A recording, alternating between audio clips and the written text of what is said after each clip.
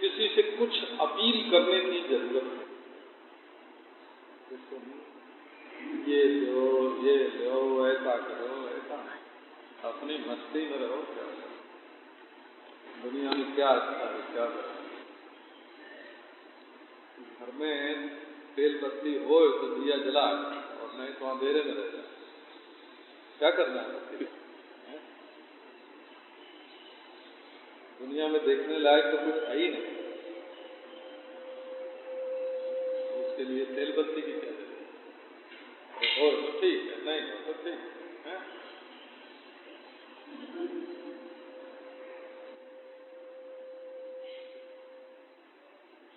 पहाड़ों में तो मेरी लैंप में नहीं होता था, तो चीट की लकड़ी कभी जला के तुरंत जल जाती थी। उसकी मुशाल के चीज में से निकाल चीट जला देख के। एक हरी लकड़ी भी ऐसी होती है, वो जलती है, जिससे रोटी बना लेते हैं। घास होता है और घास होता है ना, वो जलता है। देखो भगवान ने सब जगह सब जैसी उनका भाव है कि जो राम के गुण हैं वो बहुत अच्छे गुण हैं। जैसे वो भाइयों से प्रेम करते हैं, जैसे वो माता पिता से प्रेम करते हैं, जैसे दुखियों पर दया करते हैं। क्योंकि राम एक व्यक्ति जब है ना, व्यक्ति तो उनमें गुण जरूर है। तो जो व्यक्ति रूप से अपने को रामो हम बोलता है, वो राम व्यक्ति में जो गुण हैं उनको अपने में ग्रहण करना चाहता है। उसका अभिप्राय ये नहीं कि हमारे हाथ में धनुष बाण भी है और हम रावण को मारेंगे, सीता हरण हम भी करवाएंगे, कि जनकपुर में जाके धनुष तोड़ेंगे, ये उनका मतलब नहीं होता। राम में जो सद्गुण है वो हमारे जीवन में प्रकट होने, इतना ही उनका अभिप्राय है। क्योंकि वो राम के ब्रह्म स्वरूप को भी नहीं जानते। यदि राम के ब्रह्म स्वरूप को जानते तो रामो हम बोलने की जरूरत ही नहीं थी। वो तो सविशेष जो राम है, राम तो एक सविशेष वस्तु है, उस सविशेष के साथ तो एकता होती ही नहीं। एकता तो निर्विशेष होती है, निर्विशेष आत्मा, निर्विशेष ब्रह्म। लेकिन राम तो एक सविशेष परमेश्वर हैं, तो उनके अंदर जो अच्छी अच्छी विशेषताएं हैं, सद्गुण हैं, उनको धारण करने के लिए भाई मैं अपने माँ बाप के लिए आज्ञाकारी राम हूँ, ऐसे मैं अपने भरत लक्ष्मण भाई के लिए भ्रातृस्नेही राम हूँ, अपनी पत्नी सीता के लिए मैं अपनी पत्नी से प्रेम करने वाला राम हूँ, प्रजा के दुख में दुखी मैं राम हूँ, ब्राह्मण भक्त राम हूँ। ऐसे जो राम के सद्गुण हैं, उन गुणों के अंत में यदि अपने को कोई गुणी बनाना चाहता है, उसका अभिप्राय ऐसा है तो ठीक है। और यदि अहम ब्रह्मास्मि के समान वो अहम रामोस्मि बोलता है, तो सविशेष में एक दो आदमी एक नहीं हो सकते, दो परमाणु एक नहीं हो सकते, दो जीव एक नहीं हो सकते। तो सविशेष में एकता जो है वो तो वेदांत विरुद्ध है। और निर्विशेष में जो एकता है तो वो तो उसको ब्रह्म कहो, सत्य कहो, परमार्थ कहो, यथार्थ कहो। यदि ब्रह्म को ही कोई राम बोलता है तो ठीक है, चाहे राम बोलो, चाहे ब्रह्म बोलो, चाहे सत्य बोलो, विशेषता में एकता नहीं होती है। इसी से जावत जीवम त्रयो बने, चेला यदि गुरु से कहे कि मैं और तुम एक है ना, तो समझना कि पागल हो गया, पागल।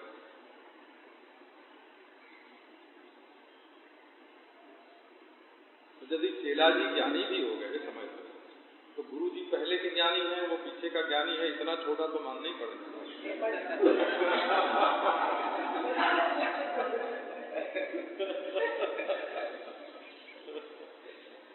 यावत जीवम त्रयो बंध्या वेदांतो गुरुरीश्वर।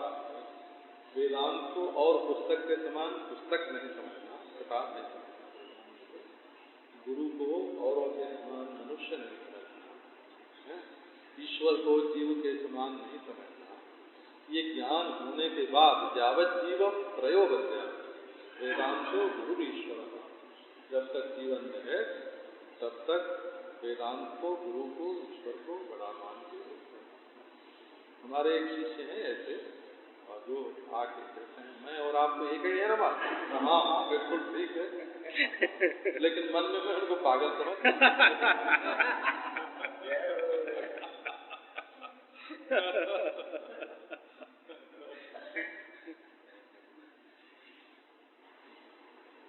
अद्वैतम त्रिषु लोकेषु नाद्वैतम गुरुणा। तीनों लोक में अद्वैत होता है, लेकिन गुरु के साथ अद्वैत नहीं। ये वेदांत की मर्यादा है।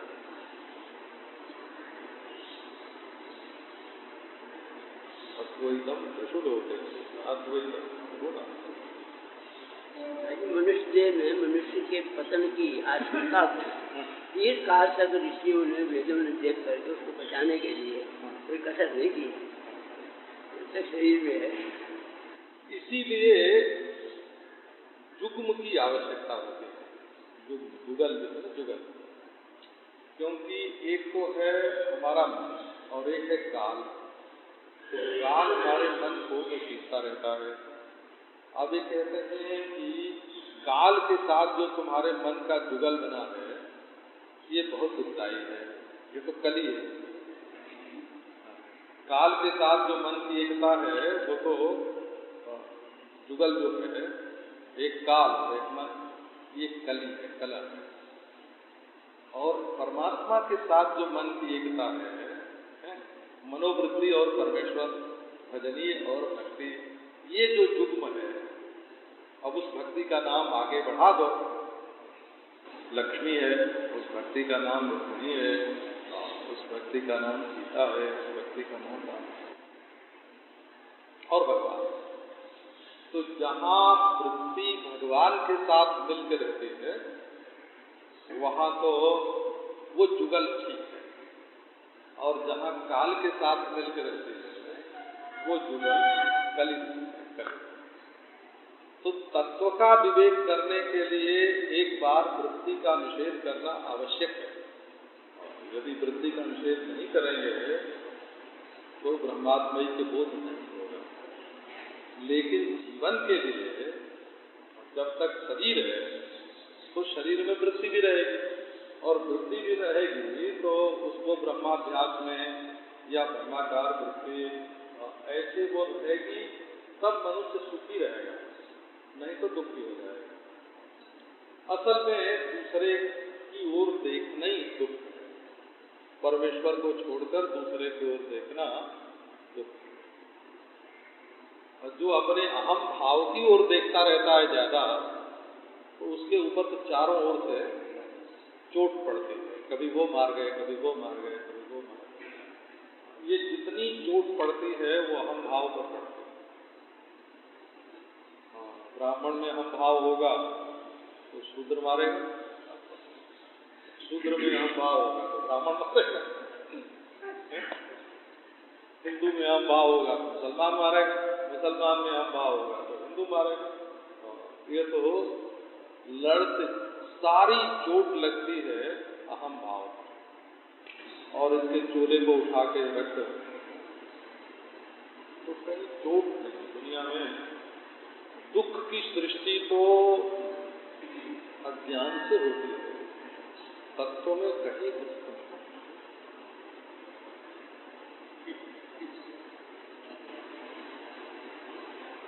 ईश्वर ने नहीं सुनाया, जीव ने।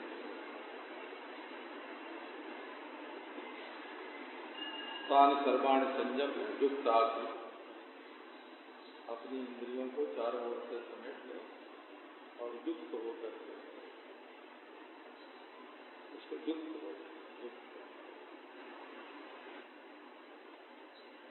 युक्त कर्म त्यक्त्वा शांति माप्नोति नैष्ठिकम्। कर्म करो परंतु कर्म फल मत चाहो।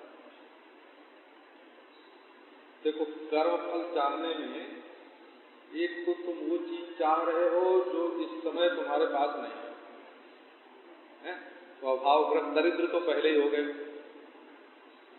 दरिद्र तो पहले ही हो गए कि ये चीज हमारे पास नहीं है, इसको कर्मफल के रूप में हमको प्राप्त करना है, तो अपने में दरिद्रता पहले होगी। फिर मेहनत मजदूरी करनी पड़ी, उस फल की प्राप्ति के लिए मेहनत मजदूरी करनी पड़ी,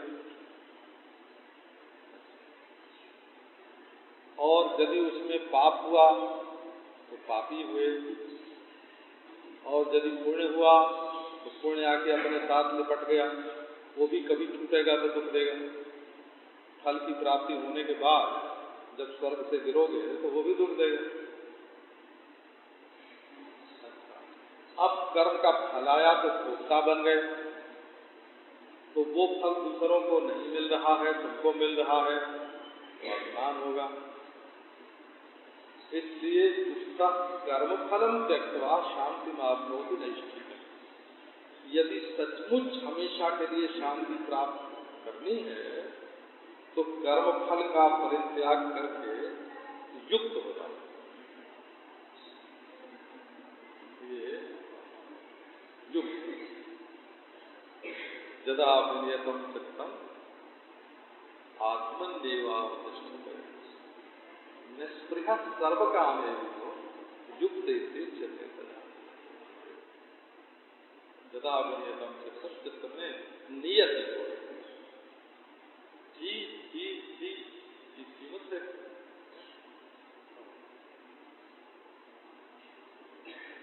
भाई ले जाओ 5 रुपये, लेकिन हमारे में संसार में, यदि दिल में संसार भर के और 5 रुपया बचा तो बड़ा ही महंगा सौदा हुआ। जो लोग किसी का 5 रुपया बचाने के लिए उसके मन में संशय भर देते हैं, वो तो महाराज उसका दिल बिगाड़ के 5 रुपया बचाते हैं। दिल तो बहुत कीमती चीज, बहुत कीमती, दिल से कीमती तो दुनिया में और कुछ है ही नहीं। रक्षत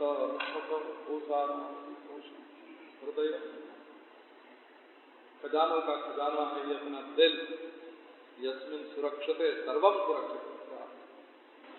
यदि अपना हृदय सुरक्षित है तो सब सुरक्षित है, और अपना हृदय बिगड़ गया, यदा विनियतम चित्तम आत्मन्येवावतिष्ठते नित्य शुद्ध बुद्ध मुक्त। आत्मा में चित्त जो है, देखो सोवे नहीं,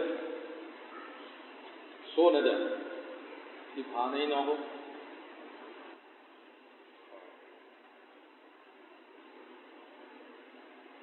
और बैठ न जाए कि हम दूसरा काम ही नहीं करें। अवतिष्ठते, उसमें न तो सुषुप्ति है और न स्वप्न है, न जागृत, खड़ा है बिल्कुल, जैसे सिपाही खड़ा रहता है ऐसे एकदम खड़ा है, न सोया है न जगा, और न आगे पीछे का सपना बनाता है। आत्मन्येवावतिष्ठते अवतिष्ठते निष्क्रिय सर्व का क्या हो, क्या सर्व और जोड़ दिया है, सर्व और निष्क्रिय सर्व काम ना। हमको मरने के बाद स्वर्ग चाहिए, न वैकुंठ चाहिए, न भूलोक चाहिए। हम इस समय जैसे हैं वैसे न नरक का डर है, न स्वर्ग का लालच है। बहुत तो अपने अंदर है ही ना। हम मरे कि न मरे? बोले क्या मतलब मरने न मरने की बात करते? अरे इस समय जो जिंदा हो उसका तो मजा लेते नहीं, मरने की बात करते। हमारी उम्र बढ़ जाए, निष्क्रिय सर्व का कुछ संसार में कमनीय नहीं है, काम्य नहीं है, चाहने लायक नहीं है। काम से कामयिता और काम दोनों का निषेध है। न मैं कामयिता हूँ, न संसार काम्य है। युक्त है, आप युक्त जब अपने को ही छोड़ बैठे फिर भगवान तो दूसरे का क्या भला करें? कहते हैं ना कि जो अपने माँ बाप का नहीं हुआ वो पराये का कहाँ करेगा? जो अपने आत्मा को ही छोड़ बैठता है वो दूसरे का क्या भला करे? जब क्रोध से अपने आप को जलाते हैं, जब कामवश अपने को दीनहीन दरिद्र, कामी पुरुष जो है ना दीनहीन दरिद्र,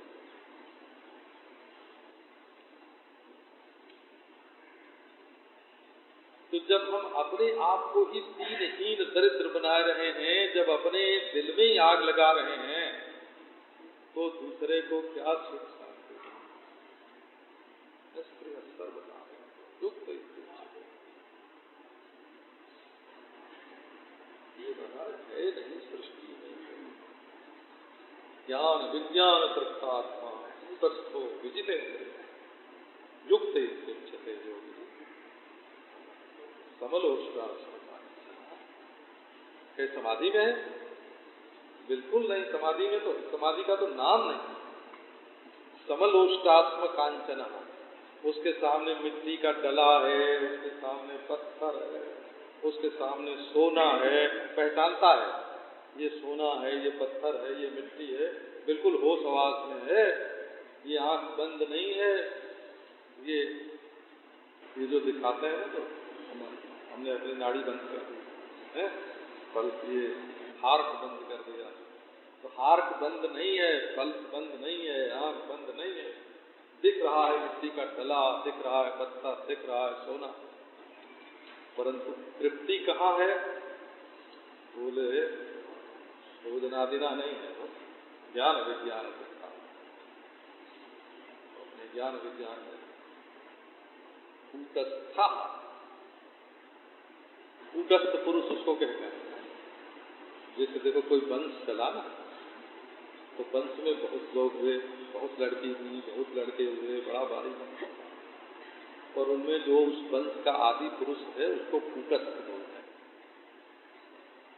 तो अपने सब बाल बच्चों को, हमारे गांव के पास एक सज्जन थे, 75 वर्ष की उम्र के, और उनके घर में 70-80 आदमी सब खुल के, बहुएं आ गई थी, बच्चे हो गए थे, बेटे के बेटे, नाती पोते, 70-80 आदमी, परंतु सबकी रसोई एक में बनती।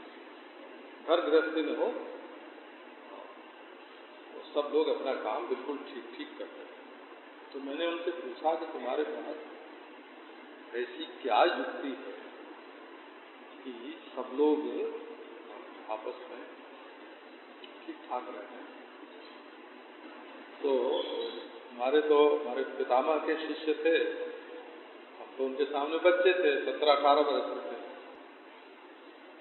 पर हम गुरु वंश के तो थे ही थे।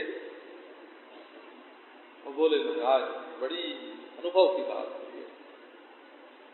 मैं घर में भोजन सब करता हूँ, जब एक एक बच्चे के बारे में पता लगा लेता हूँ कि सबने खा लिया,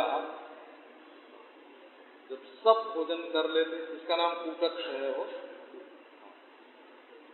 ये नहीं कि वो लड़का पढ़ता है, कि वो लड़का हल जोतता है, कि वो लड़का चारा काटता है पशुओं के लिए, कि भैंस की देखभाल करता है, ये नहीं। जब हमारे सारे बच्चे खा लेते हैं उनके बाद सबके खाने के बाद ही मैं खाता हूँ, ये मेरे जीवन का नियम है। हमको रोज 4 बजे के लगभग, दिन में 1 मैं खाता हूँ, 4 बजे के लगभग हम रोटी खाते हैं, जिस पर लोग खाते हैं। इसी का नाम कूटस्थ पुरुष है, इसका नाम है कूटस्थ। सब बाल बच्चे हैं, चाहे कोई चोर हो, चमार हो, व्यभिचारी हो, अनाचारी हो, दुराचारी हो, कामी हो, क्रोधी हो, लोभी हो, बड़ा भारी सदाचारी हो, संत हो, महात्मा हो, ये जो कुछ सृष्टि है ये हमारे मन से निकली है, हमारे मन से सब निकली है। सबको सत्ता देने वाला मैं, सबको स्फूर्ति देने वाला मैं, सबको आनंद देने वाला मैं, कूटस्थ। कूट कहते हैं जैसे त्रिकूट, चित्रकूट पहाड़ होता है, पहाड़ उसको बोलते हैं कूट। तो जैसे वर्षा हो, गर्मी हो, सर्दी हो, घर में ब्याह हो कि बच्चा हो कि कोई बीमार पड़े, कि कोई रोगी हो कि कोई आपस में लड़े, बिल्कुल अविचल पर्वत शिखर के समान अविचल रह करके कूटस्थो विदिते इंद्रियां अपने वश, ये कर्मचारी हैं।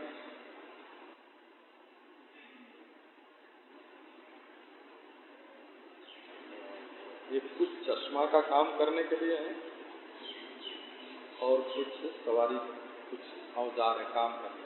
दो मनुष्य के जीवन में 2 तरह के इंद्रियां, एक तो सुझाव देने वाली है और एक काम करने वाले हैं। तो चपरासी इंद्रियों को तो कर्मेंद्रिय बोलते हैं और मंत्री इंद्रियों को ज्ञान इंद्रिय बोलते हैं। इनके 10 विभाग हैं।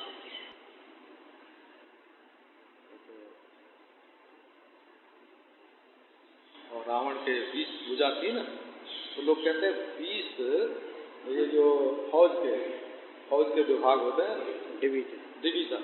हाँ, आर्मी के जो डिवीजन थे उसके बाद वो 20 तरह के थे, इसलिए उसको 20 भुजा बोलते थे। ये सब अपनी भुजा है। देखो श्रुति क्या बोलती है भैया, ब्रह्मतम परादात जो न्यत्रात्मनो ब्रह्म वेद, क्षत्रम तम परादात जो न्यत्रात्मनो क्षत्रम वेद। जो ब्राह्मण को अपने से जुदा समझेगा, ब्राह्मण उसको मारेगा, उसका तिरस्कार करेगा। जो क्षत्रिय को अपने से जुदा समझेगा, ब्राह्मण क्षत्रिय उसका तिरस्कार करेगा। देवात्म परादो, देवता उसका तिरस्कार करेंगे और जो देवताओं को अपने से जुदा समझेगा। ये जब तुम अपने से जुदा समझते हो ना, तब वो आके तुम्हारे साथ टकराता है। सर्वम तम परादात जो न्यत्रात्म सर्वम वेद, अपने से अलग जिस चीज को समझोगे, ये ब्राह्मण, देखो ये हिंदू, मुसलमान, ईसाई, सिख एक दूसरे को अलग समझते हैं, आपस में टक्कर हो जाती है। पाकिस्तान बना है, न करे महाराज कोई और हरिजन स्थान बन जाए, क्या हरिजन स्थान बन जाए। तो जहां जहां हम किसी को अपने से अलग समझते हैं, चींटी भी हाथी को मार डालती है। ये से अपने जो इंद्रिय हैं, हाथ से काम करने में सावधान, जीभ से बोलने में सावधान, पांव से चलने में सावधान, आंख से देखो और पांव से चलो, दोनों को समन्वित जीवन, इसका नाम समन्वित जीवन। कान से सुनो बड़ों की बात, कान से सुनो, तब मुंह से बोलो। और यदि सुने बिना बोलने लगोगे तो ये जिभिया महाराज जहर ही उगलेगी। ये जीभ में जहर और अमृत दोनों का निवास है। तो जीवन ज्ञान, मनुष्य का जीवन, ये जो ब्रह्म ज्ञान है ना, वो कर्म समन्वित नहीं है, वो शुद्ध ज्ञान है, परमार्थ ज्ञान है। इसी से उसको श्रुति ने अव्यवहार्यम भी कहा।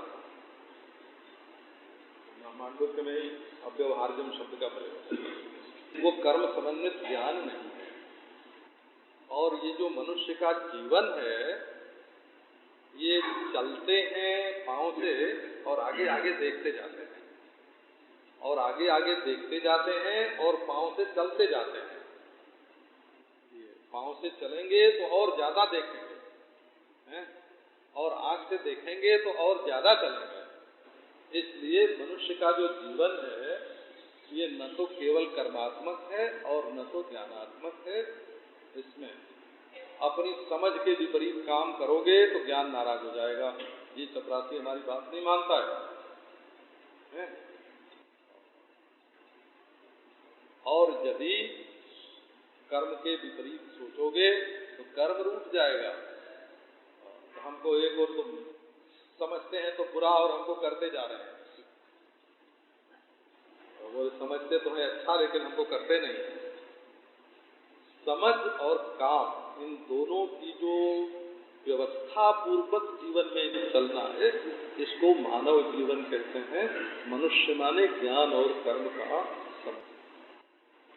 उसमें वो सब नहीं लगाना वेदांत का कि ज्ञान और कर्म दोनों परस्पर विरोधी हैं, इनके स्वरूप में विरोध है, इनके हेतु में विरोध है, इनके फल में विरोध है, कर्म और ज्ञान एक साथ नहीं रह सकते। वो परमार्थ को समझने के लिए परमार्थ की बात है, वो व्यवहार की बात नहीं है। व्यवहार में ज्ञान और कर्म बिल्कुल एक साथ होने चाहिए। एक ने एक को गाली दी, तेरी बहन की ऐसी कैसी, तेरी माँ की ऐसी कैसी, गाली दी। वो चुपके से वो आदमी वहां से उठा, जिसको गाली दी गई ना, वो चुपके से गए, अपने घर में से लौट गया। बोले नमस्कार महाराज, मैं देख आया, मेरी माँ बहन बिल्कुल ठीक है, उनका कोई नुकसान नहीं उनका कोई नुकसान नहीं है, वो बिल्कुल ठीक है। तो जैसे कोई सपने में बर रहा है, वो ऐसे ही आपने बर्रा दिया, तो आपकी बरबरा थी। हमारी माँ बहन तो जब विचार के विरुद्ध काम करते हैं और काम के विरुद्ध विचार करते हैं, तो जीवन में विषमता आती है और रोग हो जाता है। रोग का यही कारण बताया महाभारत में, एक चतुर्विक कारण ही रोगा प्रवर्तन से शरीर।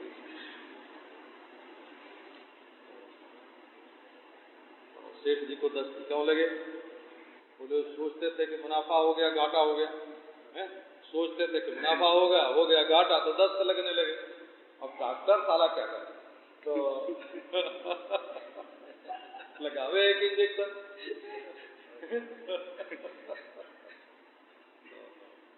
तो बोलते हैं हकीम को मारो, दौड़।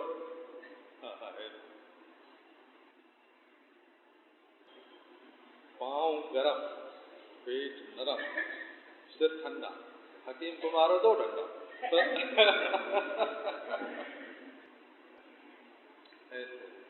अब कर्म और ज्ञान का समन्वय जिसके जीवन में नहीं है, वो संसार में दुखी है। समलोष्टात्म कांचन, सोना खाओगे। एक बार लंका में महाराज किसी को हो गया दर्द शरीर में, बड़ी पीड़ा। वो सुषेण वैद्य बुलाए गए। उन्होंने कहा कि इस पर माटी का लेप किया जाएगा, तब ये दर्द ठीक हो जाए। अब लंका महाराज सब सोने की, वहां माटी मिले ही नहीं। अरे भाई लंका में तो माटी नहीं है। अरे बाबा, एक डली चाहिए, 1000 रुपया लो, लाख रुपया लो, 1 क्विंटल सोना लो, 1 डली मिट्टी का दो, हैं? तो बोले ऐसे नहीं मिलेगा। आप हवाई जहाज से उस पर विमान बुलाओ, उस पर चढ़ के भारतवर्ष में जाओ, हैं? वहां से माटी लेके आओ। यहाँ माटी की कीमत है, कहाँ समझते हैं माटी की क्या कीमत? जहाँ सोना होता है वहाँ सोने की कीमत नहीं है, जहाँ माटी होती है वहाँ माटी की कीमत। समलोष्टास्मकांचन, ये बराबर ही है, एकदम बराबर ही। आपको कहीं रोटी न मिले और आपके पास सोना होए तो आप चाटेंगे उसको, खाएंगे उसको, क्या करेंगे? युक्त स्थिति योगी, जीवन में जो समत्व गर्मी विषय हो, सर्दी विषय हो, बरसात विषय हो, कभी भूखे भी रह हो, कभी खाए भी रहे हो, ये जो जीवन को एक सरीखा रखने का आग्रह है, ये भी बड़ा दुख देता है। किसी से महात्माओं के बारे में आता है, कभी धरती में लौटते हैं, धूल लगी हुई है, कभी पलंग पर सोते हैं, चाहे जैसे ये समलोष दुख इत्युच्यते, समलोष का जदा विनियतम चित्तम आत्मन्येवावतिष्ठते निष्क्रियः सर्वकामेषु दुख इत्युच्यते। एक और तो मन में कोई वेग आवे तो उसको सहने की शक्ति दी जाती है। ये नहीं है कि 2 तोले की जीभ हिलाई और दूसरों के ऊपर जार बरस दिए। शक्नोति हैव जसोढुम प्राक् शरीर विमोक्षणात् काम क्रोधो स्वभवम वेगम स युक्तः। युक्त कौन है? काम वेग अंतःकरण में आवे, क्योंकि जन्म जन्म के संस्कार हैं, अपने तो है ही हैं, जन्म जन्म के, नाना नानी के भी हैं, दादा दादी के भी हैं, माँ बाप के भी हैं। यदि माँ बाप के मन में काम का संस्कार न होता तो इस शरीर की उत्पत्ति कहाँ से हो? तो ये तो जन्म जन्म के हैं और नाना नानी के हैं, दादा दादी के हैं, माँ बाप के हैं, पढ़े लिखे के हैं, संग साथ के हैं। 7 प्रकार से ये साथ में होता है, तो काम तो मन में आ गया, उसका वेग भी हुआ, निश्चय। जो लोग ऐसा सोचते हैं ना कि अरे आया तो सत्यानाश हुआ और गया तो बहुत बढ़िया हुआ, बिल्कुल डरने की चीज नहीं है। आवे महाराज जी बताते थे,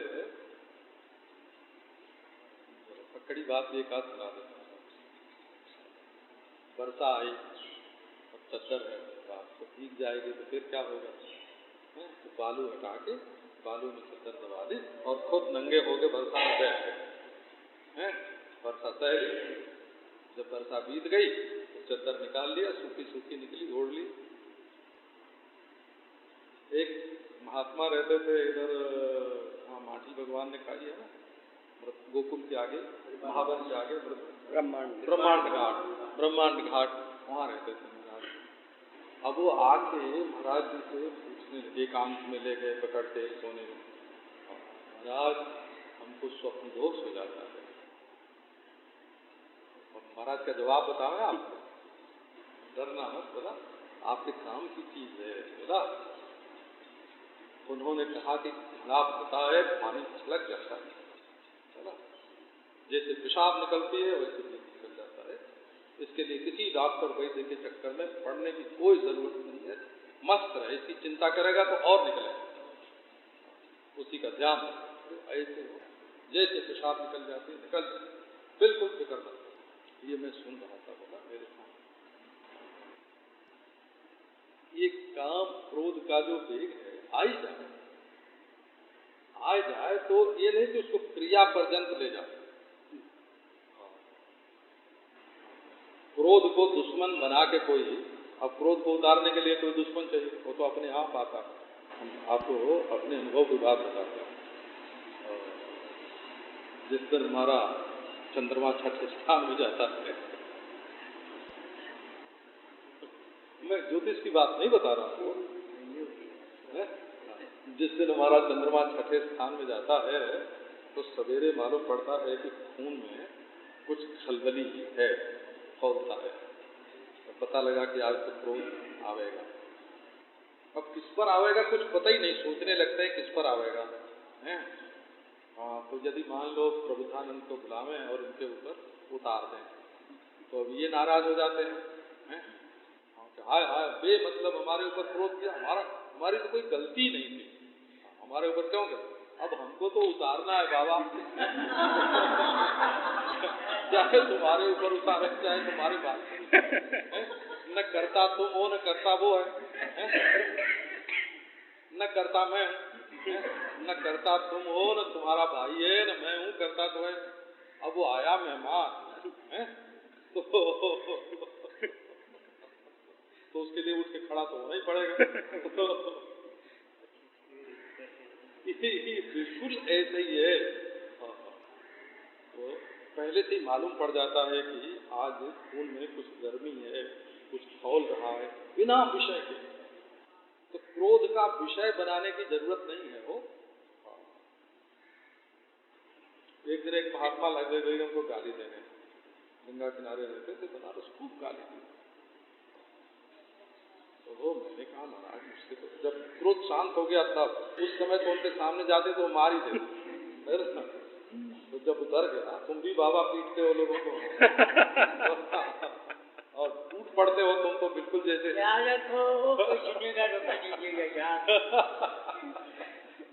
जैसे बंदर आदमी पर टूट पड़ता है, वैसे बाबा ऐसा दोनों हाथ लेके टूटता है, मैंने देखा है।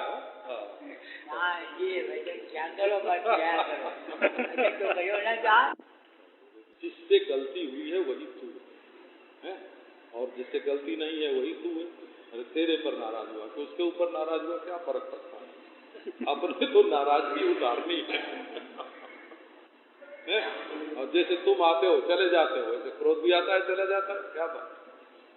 महात्मा का जो क्रोध है ना, वो गांठ बांधने के लिए नहीं होता है। वो गुस्सा कर सकते हैं परंतु द्वेष नहीं कर सकते। एक मिनट में नाराज हो सकते हैं, दूसरे मिनट में दूसरे को वरदान दे सकते हैं। अभी से हमारी हमेशा के लिए दुश्मन हो गए, ऐसी का नाम संसार। अच्छा हम अब इनका क्रोध छुड़ा के छोड़ें, इसका नाम संसार है, इसी का नाम संसार।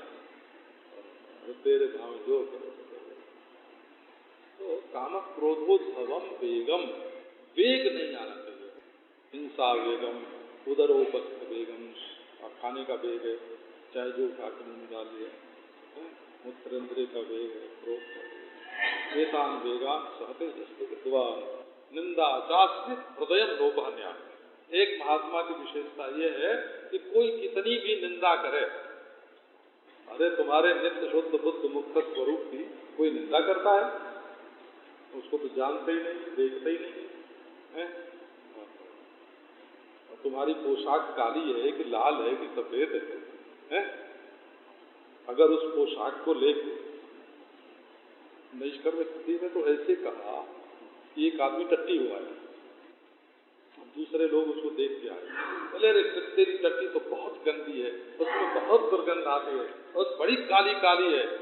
कब बोले बाबा मैं तो अब उसको फेंक आया हूँ, अब तुम लोगों को जैसी मौज हो जैसी मौज हो ऐसे करो। तो जिस चीज की निंदा करते हैं वर्चस्व संपरित्यक्ते दोषतश्चावधारिते यदि दोषम पदेत तस्मै किंवा उच्चरितुर्भवेत्। नैष्कर्म्य सिद्धि का श्लोक है, छोड़ी हुई चीज की निंदा करते हैं। और बोले तुम्हारी पत्नी ऐसी है ऐसी है ऐसी है, सुन लिया। बोले बाबा मैं तो 2 बरस से उसको तलाक दे चुका हूँ, तुम आज निंदा करते आए हो। तो हमारे तलाक दिए हुए की अगर कोई निंदा करता है तो उसमें क्या बिगड़ा? चुपता सुखी तभी रहोगे और महाराज पकड़ोगे कर्मण्य कर्म अकर्मणि च कर्म सबुद्धिमान मनुष्य सयुक्त कृष्ण कर्म कृत युक्त कैसे युक्त हो रहा है सब कुछ परंतु कुछ नहीं हो रहा है, सब कुछ परंतु कुछ नहीं हो रहा है। कर्म का होना महाप्रलय नहीं हुआ। महाप्रलय होके यदि ज्ञानी मुक्त होगा तो महाराज कोई ज्ञान को चाहेगा ही नहीं। कि मर जाएंगे तब ज्ञान रहेगा, ज्ञान को हाथ जोड़ो इससे। हे भगवान, कर्मण्य कर्म जब हो रहा है तब बस कुछ नहीं हो रहा। और बोले माँ चुपचाप बैठे, जीव बात के आत्मा के बड़े भारी सिद्ध महापुरुष हैं। बोले नहीं, इन्होंने पांव समेट के बांधा है, हाथ समेट के बांधा है, होठ को बांधा है, जीभ को बांधा है, ये तो बंधन में है। बड़ा भारी कर्म इनके द्वारा हो रहा है। कर्मण्य कर्म जब पश्येत कर्मण्य से कर्म सब सयुक्ता वो युक्त है।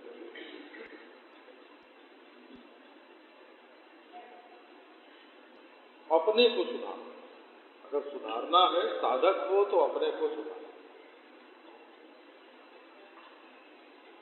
और लड़ाई झगड़ा करना हो तो दूसरे को सुधारो। स्वामी राम का एक वचन पढ़ा था जी, मुकदमे सैकड़ों पैरों के हम करते रहे फैसल, न देखा मिश्र अपने को अजब देखी अदालत। वाह वाह वाह, बहुत बहुत बहुत अपनी मिसल नहीं देखते हैं, दूसरे की मिसल देखते हैं। ये बहिर्दृष्टि का नमूना यही है कि उनकी बेटी ऐसी, उनकी बहू ऐसी। ये देखो, राम जी बोलते हैं कि कैकेयी को दोष लगाने वाला जो है, जो कैकेयी को दोष लगाता है, उसने कभी सत्संग नहीं किया। ये बात रामचरितमानस में है। सपने हूँ साधु सभा, जननी ऐसे है, भरत जी को याद है, जननी दोष है जड़ के जिन गुरु साधु सभा। हाँ, वो निगुरा है और सत्संग नहीं किया है, वो कैकेयी माता को दोष लगाता है। लो महाराज, ये तो भरत पर ही चोट है, सीधी चोट है भरत पर। भरत पर चोट है, शत्रुघ्न पर चोट है, लक्ष्मण का चोट है। राम ने पक्ष किया किसका? कैकेयी।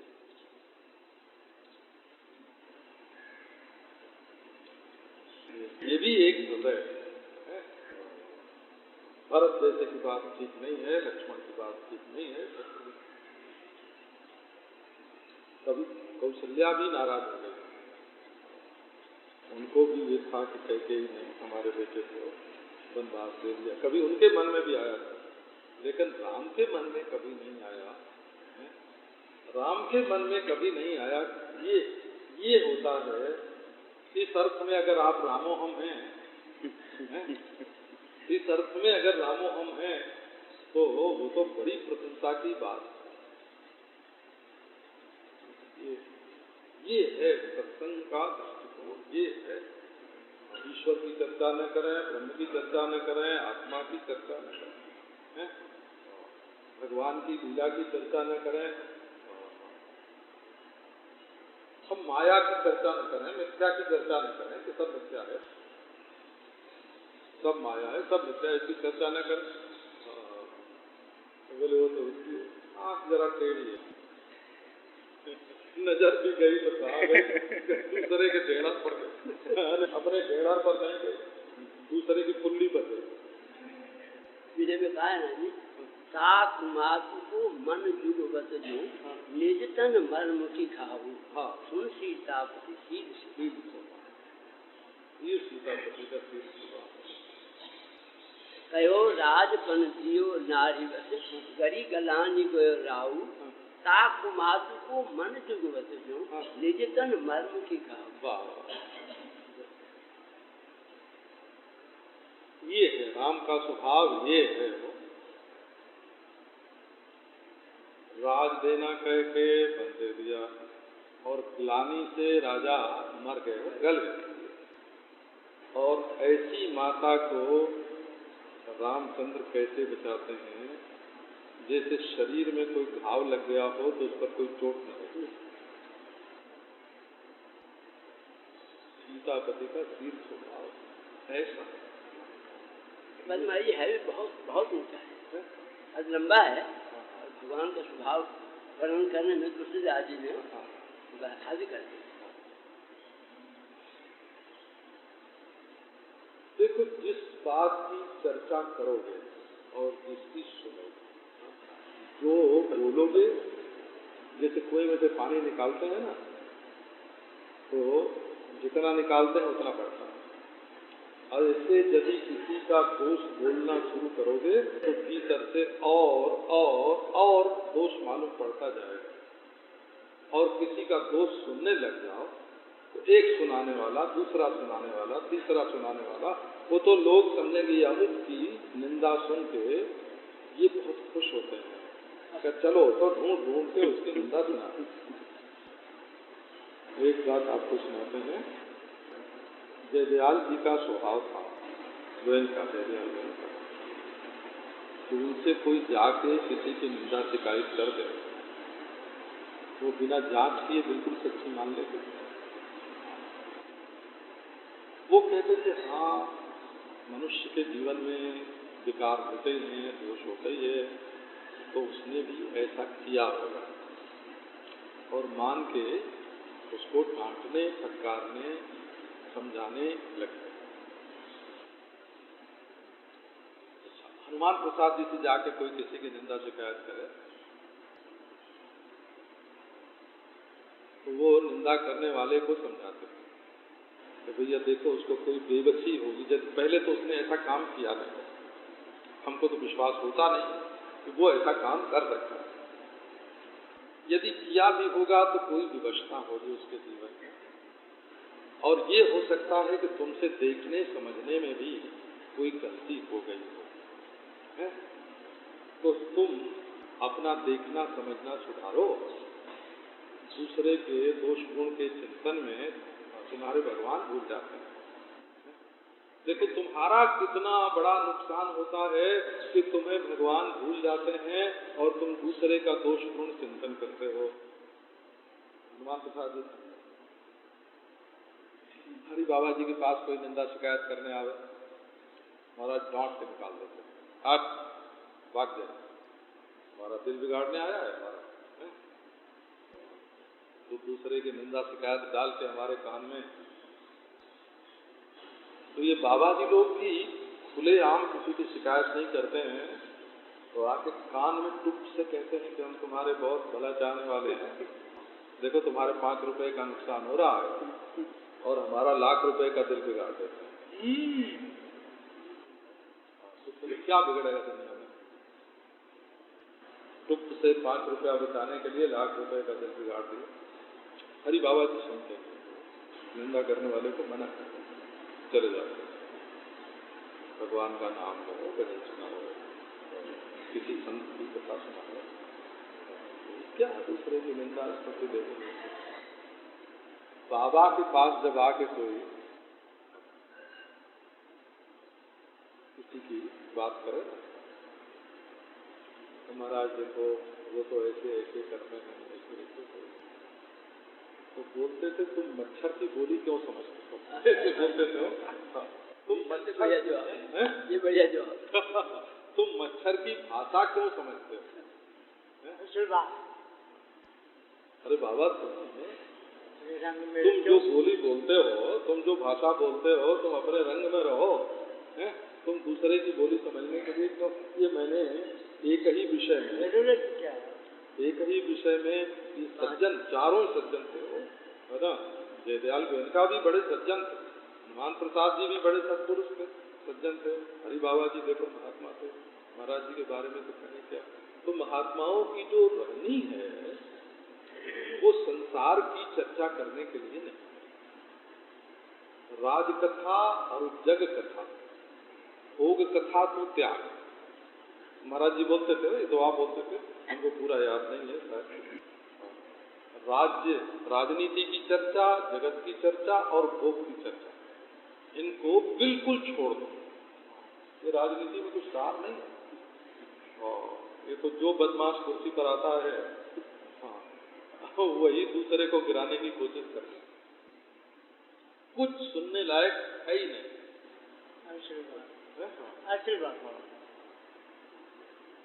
महाराज हम रहते थे हरिद्वार। क्या बढ़िया बात है। आज क्या दिन है? आज मंगलवार।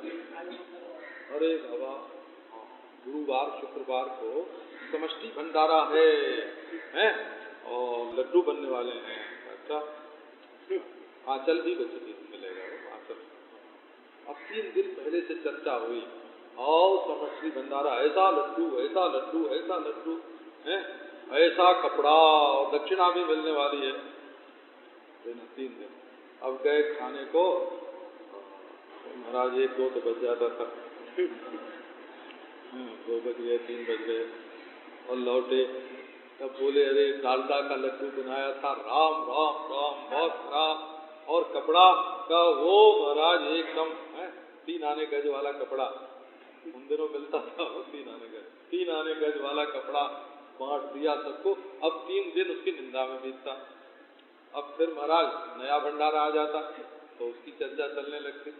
तो साधु क्या हुए, हमको देख के आश्चर्य हुए कि हम क्या घर द्वार छोड़ के भंडारे की चर्चा करने के लिए यहाँ आए हैं।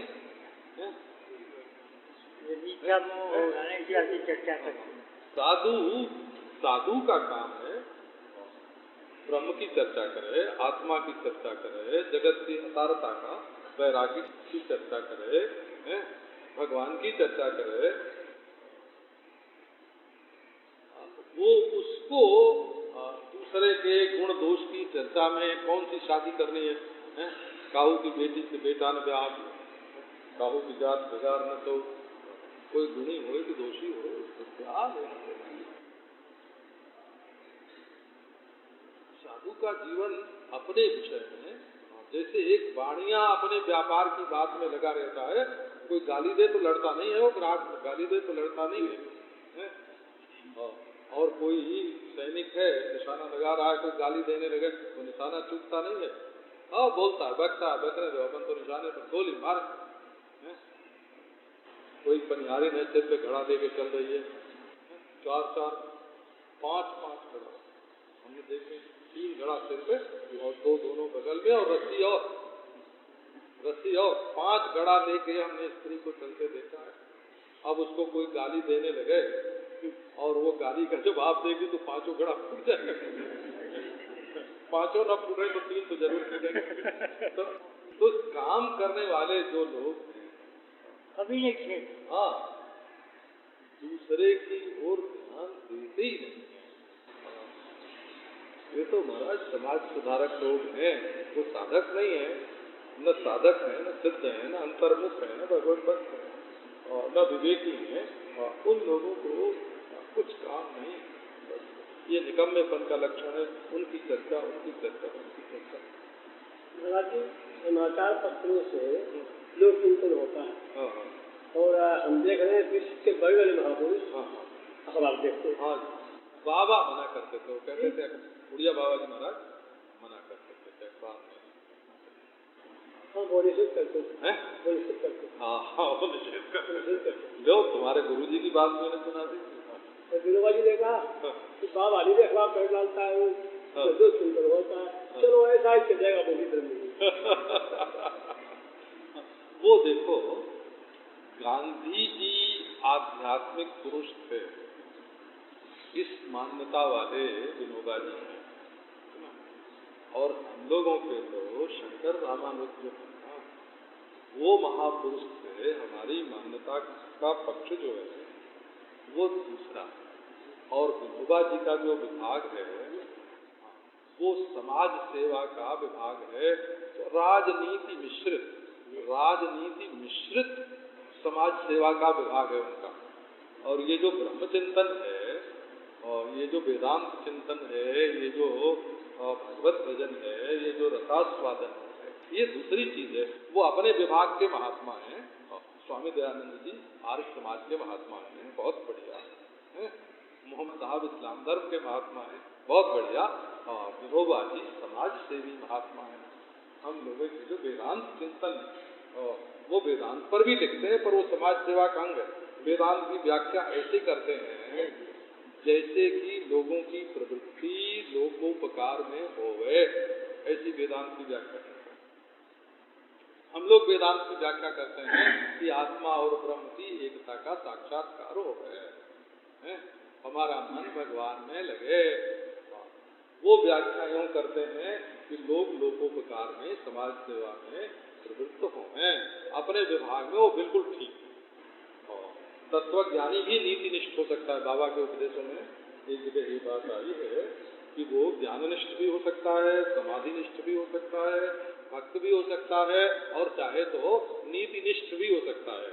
तो उनके महात्मापन पर अपने को कोई ऐतराज, कोई आक्षेप नहीं है, परंतु उनका विभाग दूसरा है और हम सब लोगों का जो विभाग है खंड ही दूसरे दूसरे हैं। अपन तो घटाकाश, मठाकाश और महाकाश की एकता करना जो है, और वो जुगल सरकार का महाराज है, वो नित्य निकुंज, और वो चुंबन, वो आलिंगन, वो परिरंभण, वो रसास्वादन, उस विभाग से। ये नहीं कि जो जिस विभाग में, वो दूसरे विभाग पर, हमारे विभाग पर उनका असर नहीं है और उनके विभाग पर हम अपना असर नहीं डाल सकते हैं।